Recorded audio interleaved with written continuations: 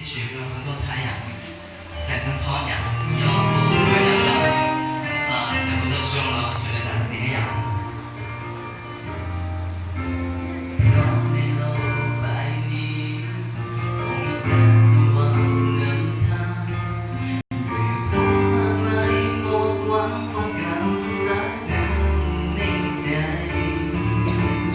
ในค่ำคืนมืดมัวให้ข้าเป็นแสงสว่างส่องไปบอกกับคนมากมาย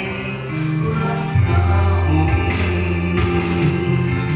ขอส่งกันในใจมีสิ่งใดที่ข้าควรทำให้พระองค์นำความคิดให้เป็นเหมือนน้ำพระทัยให้ทุกคนชื่นชมเมื่อเห็นพระองค์ยิ่งใหญ่เพียงใดบอกร่างกายและจิตใจเพื่อรับใช้พระคำพระนาม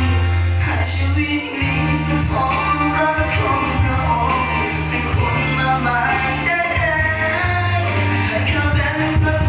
รเพื่อคนทุกคนมาถึงความจริง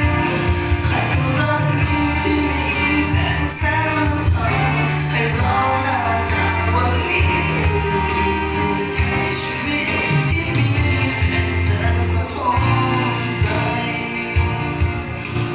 เพราะในโลกใบนี้ต้องมีแสงสว่างนำทางเมื่อคนมากมายหมดหวังต้องการรักเดินในใจในค่ำคืนมืดมัวให้ข้าเป็นแสงสว่างส่องไปบอกกับคนมากมายเรื่องพระองค์ขอส่งตรงในใจมีสิ่งใดที่ข้า